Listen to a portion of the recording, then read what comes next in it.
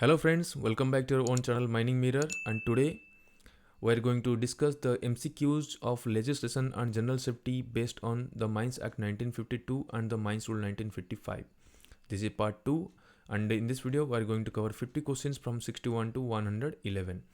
तो पार्ट 1 जो था उसमें भी आपको 60 क्वेश्चन देखने को मिल जाएगा। बहुत अच्छा क्वेश्चन था और बेसिक क्वेश्चन था जो चैप्टर 1 से था, दोनों में से। ठीक है, और इसमें हम लोग कवर करने वाले हैं chapter 2 and chapter 3 of mines act and chapter 2 of 1955। तो ये दोनों को मैं एक वीडियो में इसलिए लाता हूँ क्योंकि 1952 और 1955 अगर साथ साइड बाय साइड पढ़िएगा तो सही चीज़ और सही तरह से सारा चीज़ हम लोग समझ पाते हैं। ठीक है, जो मेरे को फील हुआ, इसलिए मैं एक वीडियो में दोनों को लेके आ रहा हूँ। तो फ्रेंड्स, इसमें जो भी आपको क्वेश्चनरी मिलेगा वो क्वेश्चन हो सकता है आपको कहीं दूसरा बुक्स में ना मिले, लेकिन ये क्वेश्चन आपको लाइन बाय लाइन जो एक्ट और रूल है उसके ऊपर ये बेस्ड है। तो आपको एक बार अगर ये वीडियो आप कवर कर लेते हैं, ये सारा क्वेश्चन आप कवर कर लेते हैं, तो नेक्स्ट टाइम आपको एक्ट या रूल आपको पढ़ना नहीं पड़ेगा। तो friends, if you are new in my channel, please subscribe my channel, please like and share to friends. So let's get started.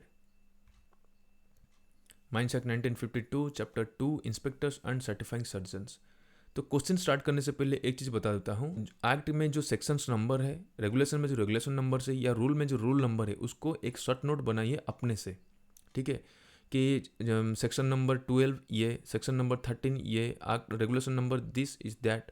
तो जो भी जिसको इंडिकेट करता है उसको आप लिख के छोटा सा नोट बनाइए ताकि आपको ईजिली याद रह जाए, और सेक्शन वाइज बनाइए। ठीक है, अब चलते हैं क्वेश्चन पे। Question number 61, dash comes under section 5 of the mines act 1952। इस टाइप का क्वेश्चन आपको हर एग्जाम में देखने को मिल जाएगा। पर्टिकुलरली सेक्शन या एक्ट या रूल या जो रेगुलेशन है वो डायरेक्टली पूछ लेगा। तो सेक्शन 5 में जो माइंस एक्ट 1952 है उसका कौन सा सेक्शन में, सेक्शन नंबर 5 में किस चीज़ को कवर करता है? Chief inspector and inspectors, function of inspectors, power of inspectors, या facility afforded of the inspectors, power of special officers. Answer will be chief inspector and inspectors. Okay, answer will be A. Question number 62. The chief inspectors and all inspectors shall be deemed to be the public servants within the meaning of what? जो chief inspector of mines होते हैं या जो inspectors होते हैं उन लोग को हम लोग बोलते हैं पब्लिक सर्वेंट। किसके तहत हम लोग उनको पब्लिक सर्वेंट जैसा हम लोग उनको मानते हैं? आंसर भी, इसमें हम ऑप्शन ज़्यादा नहीं दे पाए इसलिए डायरेक्टली इसका आंसर बोलते हैं। इसका आंसर है इंडियन पिनल कोड। ठीक है, ये चीज़ आपको याद रखिएगा। ये क्वेश्चन आपको कहीं भी कोई भी बुक्स में नहीं मिलेगा। Question number 63. The district magistrate, okay, may exercise the power and perform the duties of an inspector subject to the general and special order of the dash। किसका जनरल और स्पेशल ऑर्डर से कोई भी district magistrate as a inspector वो अपना power को exercise कर सकता है या उसका ड्यूटी परफॉर्म कर सकता है?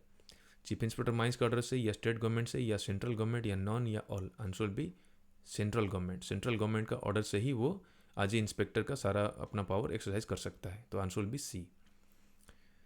Question number 64, a district magistrate performing the duties of an inspector subject to the general और special orders of the central government can not exercise any of the powers conferred to by what? तो यहाँ पे पूछ रहा है, पिछला question में जैसे देखे थे कोई भी डिस्ट्रिक्ट मजिस्ट्रेट आज इंस्पेक्टर वो अपना पावर एक्सरसाइज कर सकता है, लेकिन यहाँ पे डिस्ट्रिक्ट मजिस्ट्रेट स्पेशल ऑर्डर के बाद भी कुछ एरिया है या कुछ हम लोग का सेक्शन है जिसमें वो अपना पावर को इस्तेमाल नहीं कर सकता आज ए इंस्पेक्टर। वो क्या है? सेक्शन 22, सेक्शन 22A, सेक्शन 61, या all of the above? Answer will be all of the above. ये तीनों सेक्शन में से कोई भी सेक्शन में अपना पावर एक्सरसाइज नहीं कर सकता। ये थोड़ा सा डिफरेंट होता है।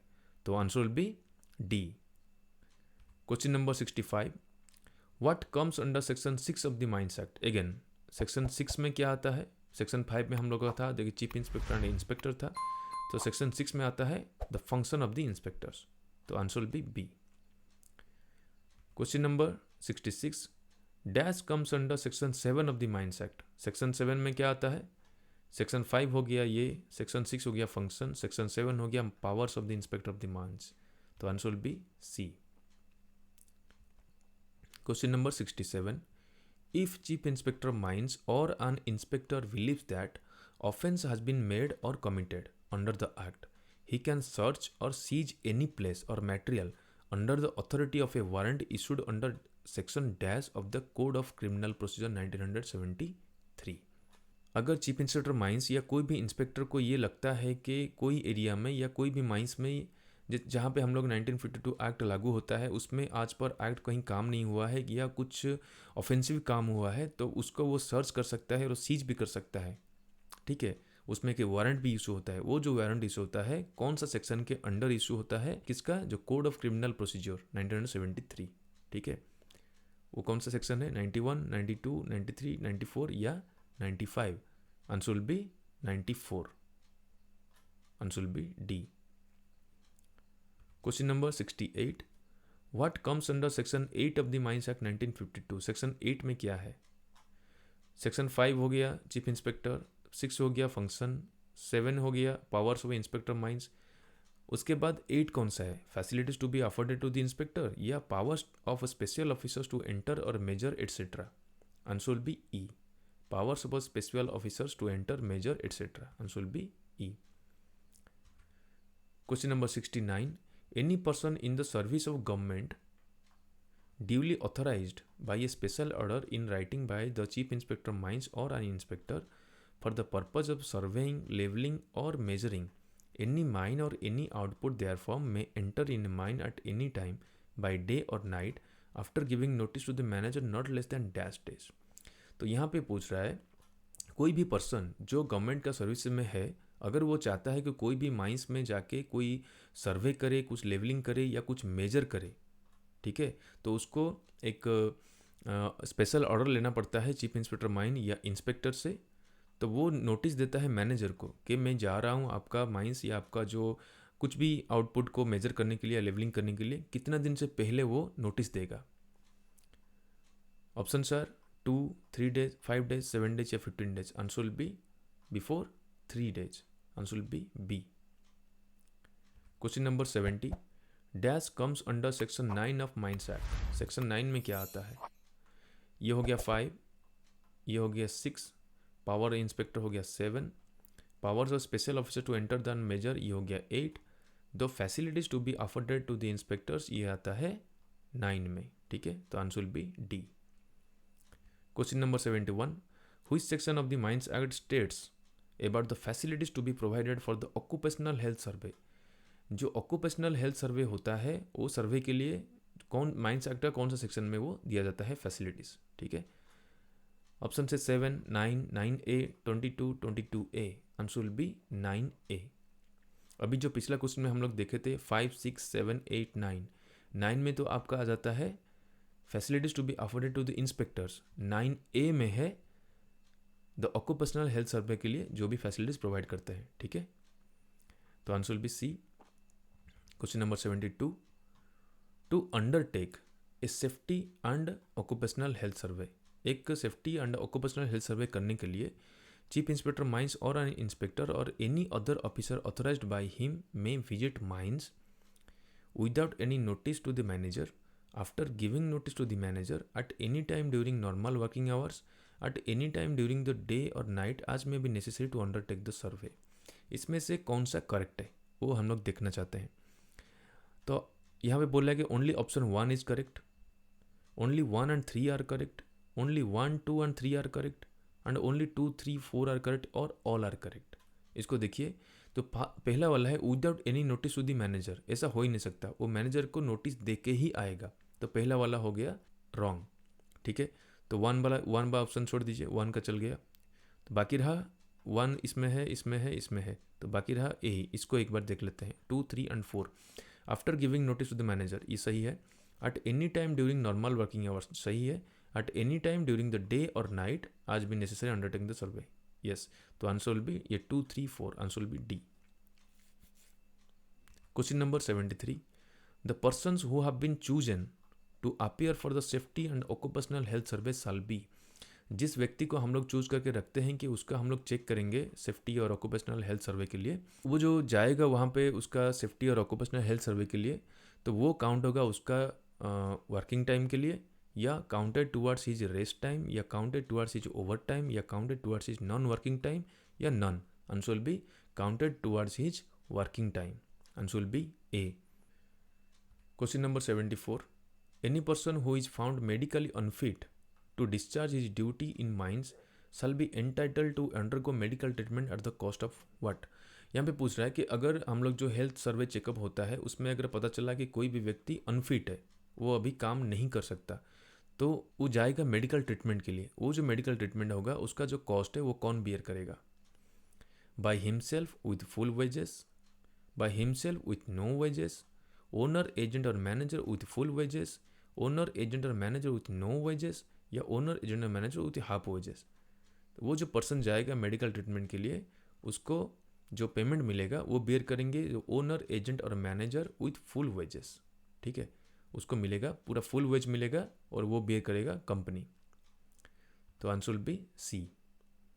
Question number 75, the secrecy of information obtained comes under which section. जो सीक्रेसी होता है मतलब जैसे कोई भी चीफ इंस्पेक्टर माइंस या माइंस का कोई भी इंस्पेक्टर आता है, माइंस को सर्वे करके जाते हैं, तो उसका जितना भी रिपोर्ट्स होता है, जो भी इंफॉर्मेशन होता है, उसको कॉन्फिडेंशियल रखा जाता है, जिसको हम लोग बोलते हैं सीक्रेसी ऑफ इंफॉर्मेशन।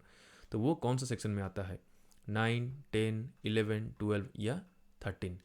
तो अभी आता है 9, 10। तो आंसर विल बी बी।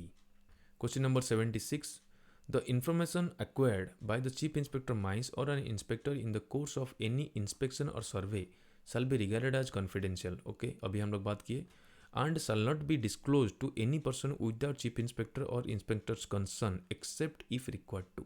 तो यहाँ पे बोल रहा है कि कभी भी सर्वे और इंस्पेक्शन के बाद जो भी इंफॉर्मेशन या जो भी डाटा वो कलेक्ट करते हैं वो कॉन्फिडेंशियल बोला जाता है। चीफ इंस्पेक्टर माइंस और इंस्पेक्टर के परमिशन के बिना वो कॉन्फिडेंशियल इंफॉर्मेशन को हम लोग किसी के साथ भी शेयर नहीं कर सकते, एक्सेप्ट किसके अलावा?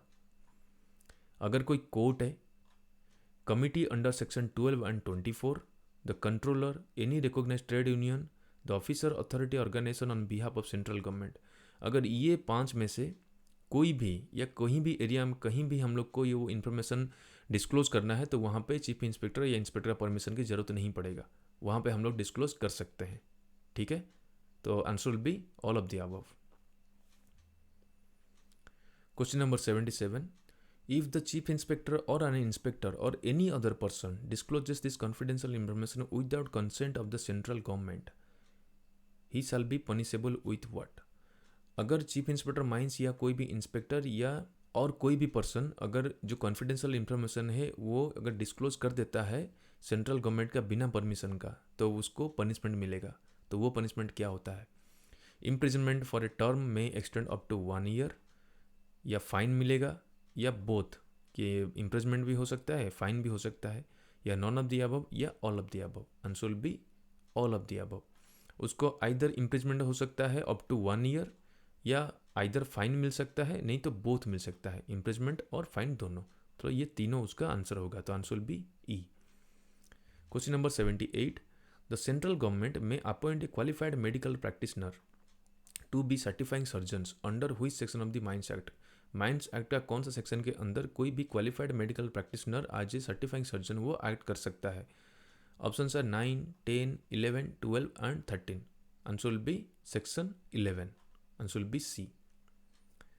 Question number 79, a qualified medical practitioner appointed under section 11 of the mines act is called what? Same answer, बस थोड़ा सा यहाँ पे क्वेश्चन डिफर किया, तो answer will be certifying surgeon. Answer will be C. Question number 80, certifying surgeon means a dash. Certifying surgeon means क्या है? Same question same answer, थोड़ा डिफरेंट यहाँ पे क्वेश्चन है। QMP, MQP, PMQ, APQM or none of this. Answer will be qualified medical practitioner, QMP। Answer will be A. Question number 81, no person shall be appointed to be or authorised to exercise the power of certifying surgeon. कोई भी person appoint नहीं हो सकता या authorise नहीं किया जा सकता कि जो सर्टिफाइंग सर्जन का पावर को वो एक्सरसाइज करे। हु इज और becomes owner, agent or manager. अगर वो पर्सन ओनर, एजेंट या मैनेजर बन जाता है। हु बिकम्स डायरेक्टली और indirectly interested in any business और प्रोसेस। कोई भी डायरेक्टली हो इनडायरेक्टली हो अगर इंटरेस्टेड हो जाता है बिजनेस या प्रोसेस में। Who becomes interested in any patent of machinery connected हो therewith. Or who becomes interested in employment at the mine, or all of the above. Answer will be all of the above. तो ये 4 option में से कोई भी option में से कोई भी अगर व्यक्ति है तो वो व्यक्ति कभी भी आज ए सर्टिफाइंग सर्जन ना अपॉइंट हो सकता है, ना ऑथराइज उसको दिया जा सकता है। ओके, तो आंसर विल बी ई। अब चलते हैं चैप्टर नंबर 3, कमिटीज।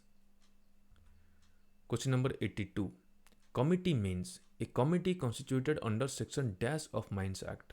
कमिटी जो कॉन्स्टिट्यूट होता है वो माइंस एक्ट का कौन सा सेक्शन के अंदर आता है? 9, 10, 11, 12 और 13। Answer will be section 12। ये क्वेश्चन आपको एग्जामिनेशन में इजीली मिल जाएगा। Answer will be D. Question number 83, who shell constitute A committee for the purpose of the act. तो एक्ट के लिए जो कमिटी कॉन्स्टिट्यूट होता है वो कौन करता है? स्टेट गवर्नमेंट या central government? Answer will be B, central government. Question number 84, who is appointed as the chairman of the committee made under section 12 of the Mines Act 1952 to consider the proposal for making rules regulations under the act। तो यहाँ पे पूछ रहा है कि section 12 के अनुसार जो हम लोग कमिटी बनाते हैं वो कमिटी का चेयरमैन कौन होता है? ठीक है, जो प्रपोजल को कंसिडर करता है रूल और रेगुलेशन को बनाने के लिए। Owner, agent, a person in the service of the government not being the chief inspector mines और एन इंस्पेक्टर, मैनेजर और none. Answer will be C, a person in the service of the government not being the chief inspector और an inspector, वो chairman बन सकता है committee का। तो answer will be C. Question number 85, how many members are there in a committee under the section 12 of the mines act 1952। तो mines act 1952 के under में जो कमेटी हम लोग बनाते हैं सेक्शन 12 में, उसमें कितना मेंबर रहते हैं? Option sir 5, 6, 7, 8, 9। Answer will B 8। ठीक है, आंसर बी डी। तो ये 8 कौन कौन है नेक्स्ट क्वेश्चन में हम लोग देखेंगे। The committee shall be constituted by, जो कमिटी हम लोग बनाते हैं वो कमिटी में कौन कौन रहते हैं? फर्स्ट हो गया, देखिए यहाँ ये तो क्वेश्चन में बना लिया हूँ, लेकिन ये सारा उसका आंसर है, सबको समझाने के लिए और सबको समझ में आने के लिए ये सारा ऑप्शन में बनाया हूँ। तो कमिटी कॉन्स्टिट्यूट होता है किस किस के द्वारा? ए person in the service of the government, तो एक होते हैं चेयरमैन। जो चेयरमैन होते हैं वो होते हैं एक पर्सन इन द सर्विस, जो पिछला क्वेश्चन में हम लोग देखें, ए person in the service of the government not being the chief inspector mines और इंस्पेक्टर। चीफ इंस्पेक्टर माइंस और इंस्पेक्टर को छोड़ के ये दूसरा पर्सन होते हैं जो गवर्नमेंट में सर्विस करते हैं। वो सेंट्रल गवर्नमेंट उनको अपॉइंट करता है एज ए चेयरमैन। ये हो गया ए 1। ठीक है, उसके बाद द चीफ इंस्पेक्टर माइंस वो हो गए 2। उसके बाद 2 persons to represent the interest of miners appointed by the central government. 2 person रहते हैं जो सेंट्रल गवर्नमेंट के द्वारा ही अपॉइंट किए जाते हैं, जिनका मेन रहते हैं कि वो represent the interest of the miners. Miners का जो इंटरेस्ट है उसको रिप्रेजेंट करने के लिए वहाँ पे 2 आदमी रहते हैं। उस 2 आदमी से एक रहेगा कोल माइंस का और एक रहेगा मेटल का। ठीक है, और क्या है, और 2 पर्सन है यहाँ पे जो रिप्रेजेंट करते हैं ओनर्स का इंटरेस्ट को। ठीक है, वहाँ पे हो गए 2, उसमें भी एक रहेगा कोल और एक रहेगा मेटल, वो भी अपॉइंट किया जाता है सेंट्रल गवर्नमेंट के द्वारा। उसके बाद और 2 क्वालिफाइड माइनिंग इंजीनियर्स रहेंगे जो डायरेक्टली एम्प्लॉयड नहीं होते हैं माइनिंग इंडस्ट्री में या माइनिंग रिलेटेड और कोई इंडस्ट्री में, तो वो सेंट्रल गवर्नमेंट ही उसको अपॉइंट करता है। ठीक है, तो यहाँ पे कितना हो गए, एक हो गए चेयरमैन, एक हो गए चीफ इंस्पेक्टर माइंस, 2 हो गए जो माइनर्स का इंटरेस्ट को रिप्रेजेंट करते हैं, और 2 रिप्रेजेंटेटिव हो गए जो ओनर को रिप्रेजेंट करते हैं, और 2 हो गए जो क्वालिफाइड माइनिंग इंजीनियर से। तो ये टोटल मिला के हो गए 8 मेंबर्स। ठीक है, तो answer will be all of the above.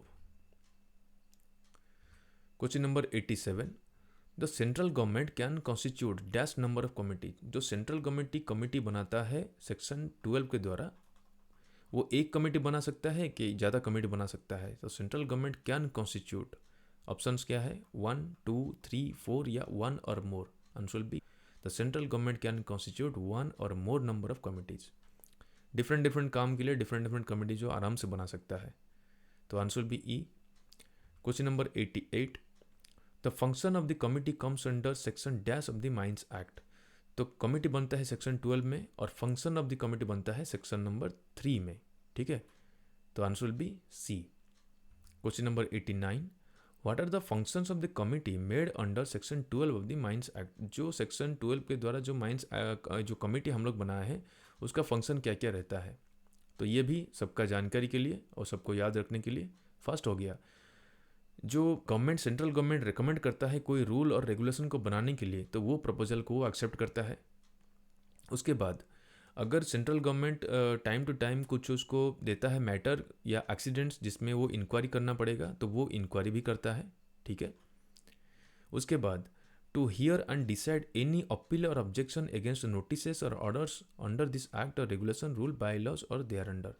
अगर चीफ इंस्पेक्टर ऑफ माइंस के द्वारा जो ऑर्डर्स या जो नोटिस दिया जाता है माइंस को, उसके एगेंस्ट में अगर कोई केस करता है कि ये ऑर्डर बेबुनियाद है या ये ऑर्डर में थोड़ा चेंजेस होना चाहिए या नोटिस में कुछ चेंजेस होना चाहिए, तो उसको भी यहाँ पे हियरिंग करता है, हियर एंड डिसाइड। तो ये सॉल्यूशन निकालता है कमेटी। तो ये सारा काम इसका रहता है। तो आंसर विल बी डी। तो question number 90, what comes under section 14 of the mines act. Mines act 1952 का सेक्शन 14 में क्या आता है? तो 12 हो गया आपका कमिटी, 13 हो गया function of the committee, 3rd हो गया पावर्स ऑफ द कमिटी। तो answer will be C. Question number 91, what are the powers of the committee as per mines act 1952। तो 1952 का जो कमिटी है उसका पावर क्या है? फर्स्ट हो गया, it can exercise the power of an inspector under this act as it thinks necessary. Inspector का जो पावर है वो कमिटी वो इंस्पेक्टर का सारा पावर को एक्सरसाइज कर सकता है अगर उसको लगा कि यहाँ पे मेरे को ये एक्सरसाइज करना जरूरी है। ठीक है। सेकंड हो गया, it will act as a court. As एक कोर्ट वो काम कर सकता है, और वो कोर्ट में पर्टिकुलरली जो यहाँ पे प्रिस्क्राइब किया गया है, मैं हाईलाइट किया हूँ, इसी का रिलेटेड जो भी केस है वही वो हियरिंग कर सकता है। ठीक है। डिस्कवरी यानी इंस्पेक्शन का लेके कुछ अगर केस है, या कोई अटेंडेंस लेके कोई पर्सन का उसका ऊपर, या डॉक्यूमेंट्स को दिखाने के लिए या डॉक्यूमेंट्स को शो करने के लिए जो अगर कोई केस आता है इस टाइप का डॉक्यूमेंट को ऊपर, उसके बाद और कोई अगर प्रिस्क्राइब्ड है वो उसमें काम कर सकता है। ठीक है। तो इसका हो गया पावर। तो answer will be C. Question number 92, the committee has the same power as vested in a court under the Code of Civil Procedures of dash when trying a suit in some prescribed matters। जो matter के लिए हम लोग अभी पिछला question में बात किए थे, वो सारा मैटर के ऊपर वो डायरेक्टली एज ए कोर्ट वो काम कर सकता है। ठीक है। तो वो जो कोर्ट है वो कोर्ट किसके अंदर आता है? Code of civil procedures. और यहाँ पे ईयर पूछ रहा है 1906, 1908, 1973, 1968 एंड 1953। Answer will B 1908। इसको याद रखिएगा, कोड ऑफ सिविल प्रोसीजर्स। ठीक है, 1908। Answer will be B. Question number 93, recovery and expenses of the committee comes under which section of the mines act 1952। जो रिकवरी और एक्सपेंसेस होता है कमिटी का इंस्पेक्शन के दौरान, वो कौन सा सेक्शन में आता है? 11, 12, 13, 14, 15। तो और एक बार याद रखेंगे, तो सेक्शन 12 हो गया आपका कमिटी, 13 हो गया फंक्शन ऑफ द कमिटी, 14 हो गया पावर ऑफ द कमिटी, तो 15 हो गया रिकवरी एंड एक्सपेंसेस। तो answer will be E. Question number 94, who shall bear the expenses of any inquiry conducted by the committee. Committee के द्वारा अगर कोई इंक्वायरी होता है तो उसमें जो एक्सपेंसेस होता है उसको कौन बियर करेगा? ओनर, एजेंट, मैनेजर, ए और बी, या all of the above. Answer will B owner और एजेंट। ठीक है, इसमें मैनेजर नहीं आते हैं। तो आंसर विल बी ए और B. Answer will be D. Question number 95, तो time limit to pay the expenses of any inquiry. तो यहाँ पे मेन क्या पूछा? The time limit. ठीक है, of any to pay the expenses of any inquiry made by the committee after getting notice from the chief inspector of mines or central government, failing of which the expenses shall be recovered by the distress and sale of any movable property belonging to the owner or agent। तो यहाँ पे बोल रहा है committee जो inquiry करता है कोई भी केस को, उसमें जो भी एक्सपेंसेस आता है वो एक्सपेंसेस बियर करेगा ओनर और एजेंट। ठीक है, वो तो मान गए। उसके बाद वो जो एक्सपेंसेस है वो एक्सपेंसेस को ओनर एजेंट को देना पड़ेगा, चीफ इंस्पेक्टर माइंस या इंस्पेक्टर या जो भी उसको नोटिस देता है। लेकिन वो जो नोटिस उसको मिलेगा, वो नोटिस मिलने का कितना दिन के अंदर उसको देना चाहिए उस सारा जो एक्सपेंसेस है। अगर वो नहीं दे पाएगा तो उसके ऊपर एक्शन हो जाएगा। वो जो एक्शन होता है, जो मूवेबल प्रॉपर्टी होता है ना ओनर और एजेंट का, उसको वो सेल करके वो पैसा वो वसूल कर देता है। ठीक है, तो वो जो टाइम लिमिट है कि कितना टाइम के अंदर आपको पैसा देना है जो एक्सपेंसेस है, वो पूछ रहा है यहाँ पे। 1 वीक, 2 वीक, 5 वीक, 6 वीक या 2 months. Answer will B 6 weeks. 6 हफ्ते के अंदर आपको पैसा देना है। तो आंसर विल बी डी। ठीक है, तो ये यहाँ तक हम लोग कवर किए 1952 का जो चैप्टर 2 और चैप्टर 3 है। अब चलते हैं कमिटी को बेस करके जो रूल है उसको देख लेते हैं। ठीक है, mines rule 1955 chapter 2 committee. What is the term of an office of the members of the committee constituted under section 12 of the Mines Act 1952 from the date on which their appointment is notified in the official gazette? तो यहाँ पे बोल रहा है जो committee का members होते हैं ना, जब अपॉइंट किया जाता है तो उनको सारा नाम और नोटिफिकेशन में आता है ऑफिशियल गैजेट में, ठीक है। और जिस दिन से उनका ऑफिशियल गैजेट में नाम आ गया उसी दिन से कितना टाइम तक वो ऑफिस में एज ए मेंबर काम करते हैं। तो यहाँ पे पूछ रहा है उनका ऑफिस का term, 1 year, 2 year, 3 year, 4 year या 5 years. Answer will be 3 years. वो 3 साल तक काम करते हैं ऑफिस में एज ए मेंबर। तो आंसर विल बी सी। ये आता है रूल नंबर 3 और like term of office. Question number 97, who acts as the secretary to the committee? तो कमिटी जो होते हैं उनका सेक्रेटरी कौन होता है? ऑप्शन है chief inspector mines, person appointed to represent the interest of the mines owner, या person appointed to the represent of the interest of the miners, या an inspector of the mines nominated in this behalf by chief inspector. Answer will be this one, D1। Chief inspector के mines के द्वारा ही एक inspector को nominate किया जाता है particularly उसी काम के लिए, उसको हम लोग बोलेंगे सेक्रेटरी। तो आंसर विल बी डी। ये भी आता है rule number 4 secretary to the committee में। Question number 98, a member other than chairman may resign the office by writing under his hand address to the dash. यहाँ पे बोल रहा है चेयरमैन को छोड़ के, ठीक है, कोई भी मेंबर अगर रिजाइन करता है तो वो किसको एड्रेस करके देगा? वो रेजिग्नेशन जो टाइप करके देता है letter, central government, chairman, secretary, chief inspector mines या none? Answer will be chairman. कोई भी मेंबर अगर रिजाइन करता है वो एड्रेस करेंगे चेयरमैन को, तो आंसर विल बी बी। लेकिन बात यह है कि अगर चेयरमैन रिजाइन करते हैं तो वो किसको एड्रेस करेंगे? ऑब्वियसली सेंट्रल गवर्नमेंट को। तो यहाँ पे सेम क्वेश्चन है, the chairman may resign his office by writing under his hand address to the central government. Okay, answer will be A. Same है, रेजिग्नेशन में आता है रूल नंबर 7।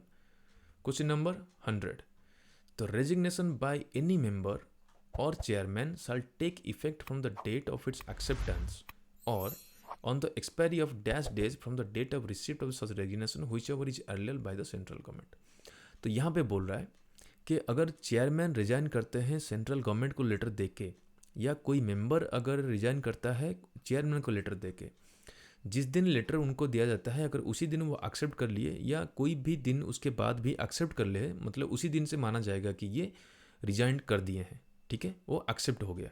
लेकिन अगर बाई चांस एक्सेप्ट नहीं किया, या सेंट्रल गवर्नमेंट हो चाहे चेयरमैन हो, तो जब रिसीव होता है लेटर उसके बाद से कितना दिन गुजरने के बाद हम लोग मान लेते हैं कि वो ऑटोमेटिकली एक्सेप्टेड है, वो दिन यहाँ पे पूछ रहा है। ऑप्शन है 7, 15, 30, 60 या 90। Answer will B 30 days. 30 दिन के बाद ऑटोमेटिकली वो माना जाता है कि रेजिग्नेशन इज एक्सेप्टेड, ठीक है। तो आंसर विल बी सी। ये आता है रूल नंबर 7 रेजिग्नेशन में। Question number 101, before a member leaves India he shall intimate to the dash the date of his departure from the date of his unexpected return to India. अगर committee का member कभी India छोड़ के जाते हैं तो वो किसको इंटीमेट करके जाते हैं कि मैं इस दिन जा रहा हूँ और इस दिन वापस आऊँगा, ठीक है। Central government, chairman, secretary, all or none? Answer will be chairman. Chairman को ही वो इंटीमेट करके जाएंगे। Answer will be B. ये आता है rule number 8 absence from India में। Question number 102, if any member of the committee intends to be absent from India for a period longer than dash months he shall tender his resignation. अगर कोई भी member अगर वो India से बाहर जाना चाहता है, कितना दिन से ज़्यादा होने से वो अपना रेजिग्नेशन ही देके जाएंगे? 1 मंथ, 3 मंथ, 4 मंथ, 5 मंथ या 6 month? Answer will B 6 months. 6 महीने से ज़्यादा अगर वो इंडिया जाने के लिए कोई उनका प्लान बना है या चाहते हैं तो वो एज ए मेंबर वो रिजाइनेशन देके जाएंगे। तो आंसर विल बी ई। ये भी आता है rule number 8 absence from India में। Question number 103, if any member leaves India without intimating the dash he shall be deemed to have resigned with effect from date of the departure from the India. तो यहाँ पे बोल रहा है member, ठीक है। तो यहाँ पे बोला है कोई भी कमेटी का मेंबर अगर इंडिया छोड़ के जाना चाहता है विदाउट इंटीमेशन तो वो माना जाएगा कि वो रिजाइन कर दिया है, ठीक है। और वो जो रेजिग्नेशन है वो इफेक्ट होगा जिस दिन वो इंडिया छोड़ के जा रहा है, ठीक है। तो किसको बिना इंटीमेट करके जाने से उसको माना जाएगा कि रिजाइन कर दिया है? ऑप्शन है central government, chairman, secretary, all or none? Answer will be chairman. Answer will be B. Same है rule number 8 absence from India में। अब चलते हैं 104। Who shall inform the central government as soon as a vacancy occurs in the membership of the committee by the resignation or death of any member। तो यहाँ पे पूछ रहा है जो कमेटी में जो मेंबर्स रहते हैं, अगर कोई मेंबर रिजाइन कर दिया या कोई एक्सपायर्ड कर गया तो वहाँ पे जो वैकेंसी निकला वो वैकेंसी सेंट्रल गवर्नमेंट को कौन बताएगा? Chief inspector mines, chairman, secretary, all या none? Answer will be chairman, answer will be B. ये आता है रूल नंबर 9 वैकेंसी नोटिफिकेशन में। Question number 105। In case of such a vacancy occurs by the death of the chairman, information shall be furnished to the central government by whom? तो यहाँ पे बोल रहा है अगर चेयरमैन डेथ कर जाते हैं तो वो वहाँ पे जो वैकेंसी क्रिएट हुआ उसका इन्फॉर्मेशन सेंट्रल गवर्नमेंट को कौन देगा? Any member, chief inspector mines या an inspector appointed by the central government या बोथ बी एंड सी या all of the above? Answer will be both B and C. चाहे chief inspector mines देख सकते हैं या अन इंस्पेक्टर अपॉइंटेड होते हैं सेंट्रल गवर्नमेंट द्वारा, वो भी दे सकते हैं। तो आंसर विल बी डी। वो आते हैं वैकेंसी नोटिफिकेशन में। Question number 106। All questions that committee is required to consider shall be considered by the chairman at the meeting or when a question is referred by circulating papers. If dash members request to consider a question, then it will be considered by the chairman. तो यहाँ पे पूछ रहा है जे कोई भी question को अगर उन लोग को कंसिडर करना है, कोई भी चीज़ को या कोई भी बात को अगर उन लोग को कंसिडर करना है कमेटी में, तो वो कमेटी में जो मीटिंग होता है उसी मीटिंग में ही वो डिसीजन ले लेते हैं कि कौन सा क्वेश्चन या कौन सा चीज़ को हम लोग को कंसिडर करना चाहिए। ठीक है, तो वो डिसीजन कौन लेता है? वो मीटिंग में ही चेयरमैन ले लेते हैं। ठीक है, क्योंकि वो डायरेक्टली बात होता है। लेकिन ऐसा भी होता है अगर कोई भी क्वेश्चन के बारे में बात कर रहे हैं वो पेपर सर्कुलेट करके, मतलब जितना भी मेंबर है सबको एक एक पेपर जाएगा, पहुंचेगा, वो पेपर में वो रहेगा कि कौन सा मैटर में वो बात करना चाहते हैं, तो उसमें वोटिंग होता है। ठीक है, तो वो जो वोटिंग होता है कितना नंबर से ज़्यादा वोट होने से वो क्वेश्चन वहाँ पे कंसिडर हो जाता है by the chairman.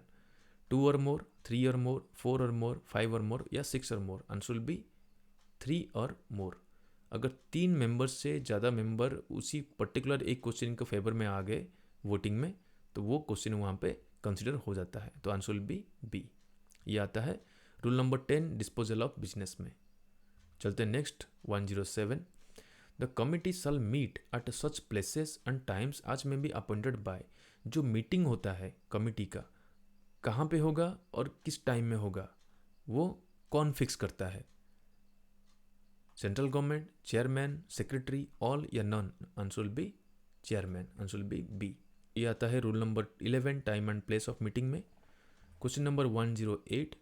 The secretary to the committee shall give at least dash days notice to every member of the committee present in India at the time and place fixed for each meeting। तो यहाँ पे पूछ रहा है जैसे chairman fix करते हैं कि ये टाइम और प्लेस फिक्स करते हैं कि यहाँ पे हम लोग को मीटिंग करना है, उसके बारे में सेक्रेटरी सबको नोटिस देते हैं। तो वो नोटिस कितने दिन के अंदर देते हैं? जो इंडिया में है, जो इंडिया में बाहर है उसको नहीं देने से भी चलेगा। 2 दिन से पहले, 7 दिन पहले, 10 दिन पहले, 14 दिन पहले या 15 दिन पहले? वो answer will be before 14 days. 14 दिन के अंदर ही उनको नोटिस मिल जाना चाहिए। तो आंसर विल बी डी। ये आता है same rule number 12 notice of meeting में। अब चलते हैं 109।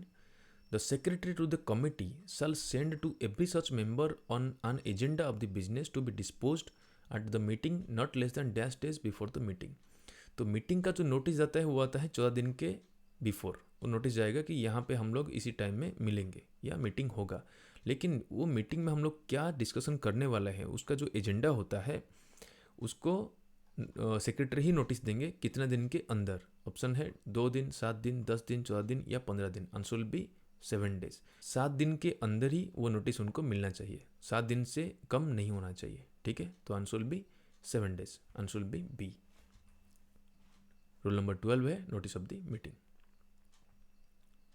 Question number 110. When an emergency meeting is called, the secretary to the committee shall give clear notice of at least dash days.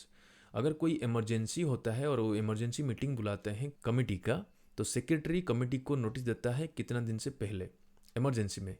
2 days, 7 days, 10 days, 14 days, 15 days? Answer will B within 2 days. 2 दिन से पहले ही वो notice दे देंगे कि emergency meeting होने वाला है। तो answer will be A. Rule number 12 notice of meeting. Question number 111. The last question of this video. Notice of each meeting shall be delivered at or posted to the usual place. यहाँ पे पूछ रहा है जी, notice उनको दिया जाता है members को कि यहाँ मीटिंग है, यहाँ प्लेस है, या ये सब एजेंडा है इसमें बात करने के लिए, तो वो जो नोटिस जाता है वो कहाँ डिलीवर होता है या कहाँ पे पोस्ट होता है? To the office of the members, to the residence of the members, others, या बोथ, या none? Answer will be the residence of the members.